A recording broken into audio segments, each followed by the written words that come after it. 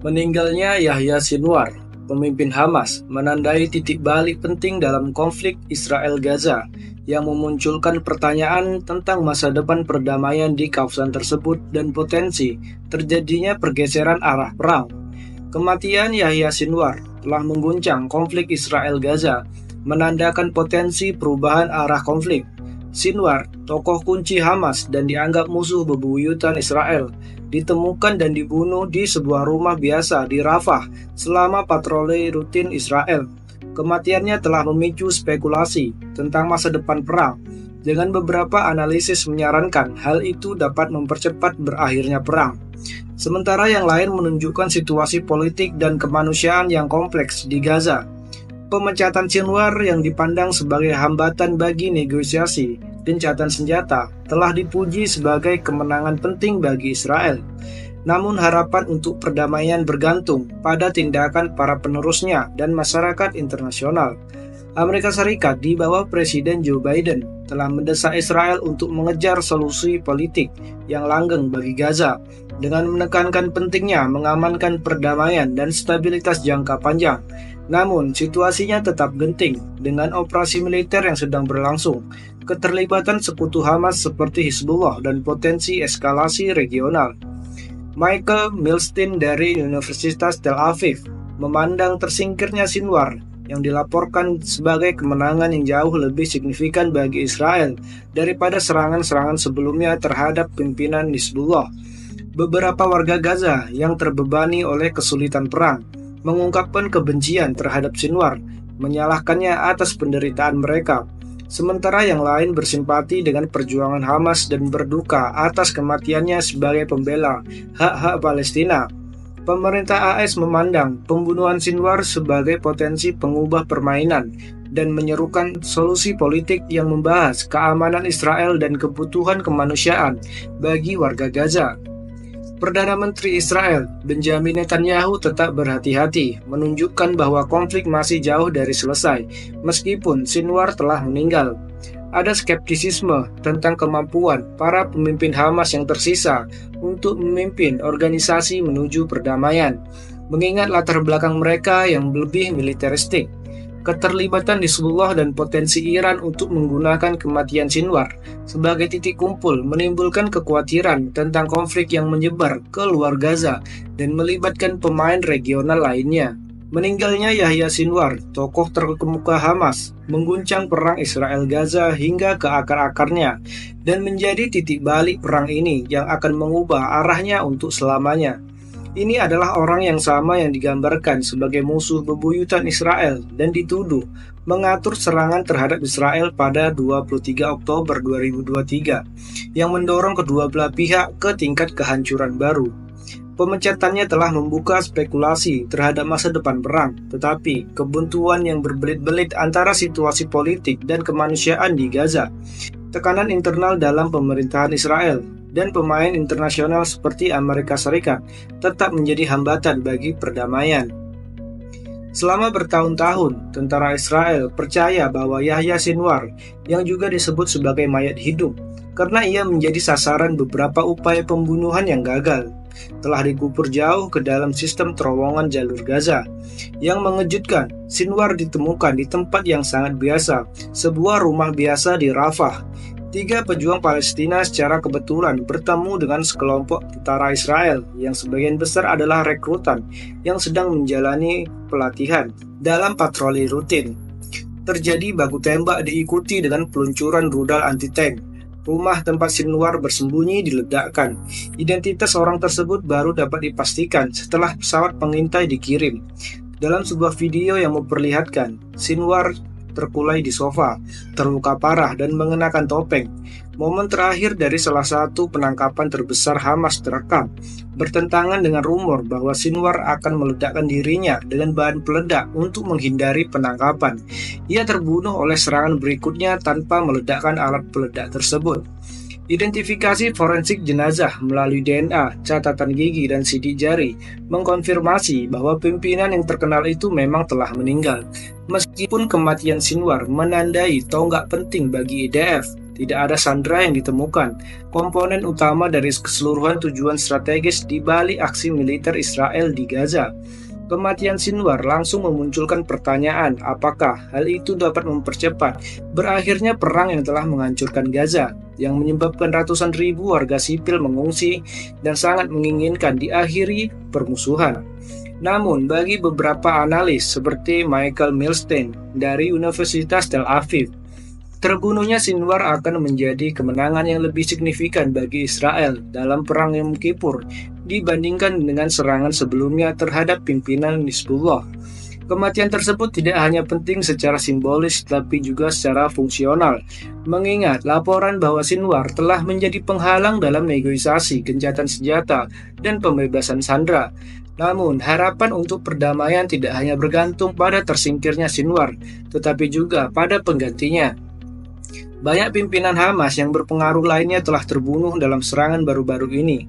Beberapa yang tersisa seperti saudaranya Muhammad Sinwar dan komandan militer Muhammad Deif lebih merupakan tokoh militer daripada calon pemimpin politik yang dapat memimpin organisasi menuju perdamaian. Spekulasi kini beralih ke para pemimpin yang diasingkan seperti Khalid Masal dan Khalil Al-Haya yang mungkin lebih rentan terhadap tekanan diplomatik dari dunia luar, terutama dari tuan rumah mereka di Qatar. Namun, bahkan di pengasingan, kecil kemungkinan para pemimpin Hamas akan menarik kembali prasyarat mereka untuk perundingan, diakhirinya operasi militer Israel, dan penarikan pasukan dari Gaza, tuntutan yang tampaknya tidak akan segera dipenuhi oleh Israel, meskipun membawa kelegaan sesaat bagi banyak orang di Israel. Pembunuhan Sinwar tidak hanya membantu meredakan kesuraman kemanusiaan di Gaza. Warga sipil di wilayah yang sangat padat penduduk ini menghadapi penderitaan yang tak terbayangkan. Sementara serangan udara dan operasi darat Israel yang terus-menerus telah menghancurkan sebagian besar wilayah tersebut. Ratusan ribu warga Palestina telah mengungsi dan menderita dalam kondisi menyedihkan di kamp-kamp sementara. Wawancara media internasional menunjukkan bahwa warga Gaza terbagi dalam menanggapi kematian Sinwar. Sebagian yang terbebani oleh kesulitan perang menyatakan kebencian terhadap pemimpin yang mengakibatkan begitu banyak penderitaan bagi mereka. Sementara sebagian lainnya bersimpati dengan perjuangan Hamas dan berduka untuk seorang pria yang mereka anggap sebagai pembela hak-hak Palestina melawan agresi Israel. Namun, kematian Sinwar dipandang oleh masyarakat dunia yang lebih luas, terutama Amerika Serikat, sebagai momen yang mengubah permainan geopolitik. Pemerintahan Presiden AS Joe Biden telah meminta Israel untuk memanfaatkan kesempatan ini guna mencapai solusi politik yang langgeng bagi Gaza, yang akan mematahkan cengkeraman Hamas di wilayah tersebut dan membuka pintu menuju masa depan yang lebih baik bagi warga Israel dan Palestina. Biden mengucapkan selamat kepada Perdana Menteri Israel Benjamin Netanyahu atas kematian Sinwar, sambil menekankan pentingnya membawa pulang seluruh sandera dan mengakhiri konflik dengan cara yang memberikan keamanan jangka panjang bagi Israel. Netanyahu pun menanggapinya dengan lebih hati-hati. Setelah pengumuman kematiannya dalam sebuah pernyataan publik, Sinwar menyebutnya sebagai awal dari akhir konflik di Gaza, sebuah tanda yang jelas bahwa kampanye militer ini belum mendekati akhir. Pemerintahannya juga mendapat tekanan tanpa henti dari mitra koalisi sayap kanan yang terus-menerus memblokir negosiasi gencatan senjata dan secara terbuka mendorong pendudukan kembali Gaza secara penuh, sebuah prospek yang akan memperpanjang perang dan memperburuk krisis kemanusiaan. Sifat hubungan antara Amerika Serikat dan Israel cukup rumit selama konflik ini. Namun, meski AS tetap menjadi sekutu terdekat Israel dan sejauh ini menjadi sumber bantuan militer terbesarnya, ketegangan antara pemerintahan Biden dan pemerintahan Netanyahu sudah terasa. Pemerintahan Washington mengkritik Israel atas penanganannya terhadap bantuan kemanusiaan di Gaza, terutama hambatan yang dihadapinya dalam upayanya untuk menyediakan kebutuhan dasar bagi warga sipil. Selain itu, ketidaktujuan AS terhadap serangan udara Israel di Beirut semakin memperparah hubungan karena ketidakstabilan regional menyebar keluar perbatasan Israel dan Gaza. Meskipun ada ketegangan ini, Biden terus menunjukkan dukungan yang kuat bagi Israel dan menganggap pembunuhan Sinwar sebagai kemenangan tidak hanya bagi negara itu, tetapi juga bagi seluruh dunia. Momen itu semakin diperkuat oleh Wakil Presiden AS Kamala Harris. Konflik ini harus segera diakhiri dengan hasil yang mengatasi keamanan Israel sekaligus memastikan masa depan yang lebih sedikit penderitaan bagi warga sipil di Gaza. Namun, hanya ada sedikit tanda bahwa operasi militer Israel mulai mengundur dengan ancaman yang terus berlanjut dari sekutu Hamas, seperti milisi Hizbullah Lebanon. Hamas telah melancarkan perang paralel dengan Israel, menembakkan roket ke perbatasan utara, dan memperingatkan akan adanya eskalasi lebih lanjut. Kepada Hizbullah, Hasan Nasrallah berjanji pada hari Sabtu untuk meningkatkan operasi militernya dengan memperingatkan bahwa jika Israel mengirim pasukan invasi ke darat Lebanon Selatan, maka Israel akan menghadapi pertempuran yang sangat sengit. Ancaman eskalasi regional, lapisan konflik ini menjadi lebih kompleks jika Hizbullah terlibat. Sementara sebagian besar pasukan militer Israel terkonsentrasi di Gaza, perbatasan utara terus menjadi ancaman. Resiko bahwa konflik akan meluas ke wilayah di luar Gaza dan menyeret Lebanon, dan mungkin juga pemain regional lainnya seperti Iran, semakin meningkat. Telah diketahui bahwa Hizbullah mampu menimbulkan kerusakan besar pada target-target Israel. Dan jika Iran mendukungnya, ini mungkin akan berkembang menjadi perang regional skala penuh. Mengingat perkembangan tersebut, tidak mungkin untuk menutup mata terhadap peran Iran dalam konflik ini sebagai pendukung Hizbullah, dalam arti yang lebih luas sebagai pendukung sentimen anti-Israel di seluruh Timur Tengah.